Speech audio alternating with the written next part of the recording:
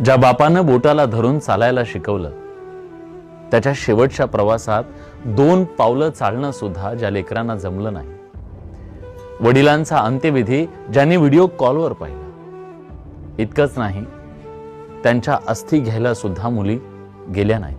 आपल्या मुलींना शेवटचं पाहण्याची एका बापाची इच्छा पूर्ण झाली नाही. त्या दुर्दैवी बापाचा, शिवचरण गुप्तांचा तो व्हिडिओ तुम्ही सोशल मीडियावर पाहिला असेल. एकेकाळी ते मोठे व्यापारी होते. आयुष्यभर त्यांनी कष्ट केले, 3 मुलींना शिकवलं, मोठं केलं, त्यांच्या आयुष्यातली सगळी स्वप्न पूर्ण केली. पण स्वतःच्या आयुष्याच्या शेवटच्या वळणावर मात्र ते एका वृद्धाश्रमात गेले.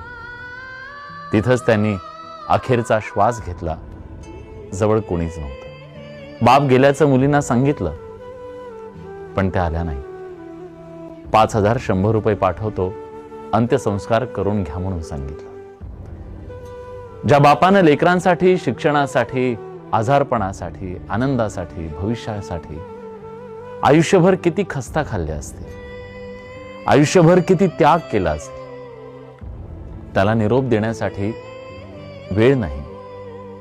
इतकं हे जग खरंच बिझी झालंय की निष्ठुर? हाच खरा सवाल आहे मित्र.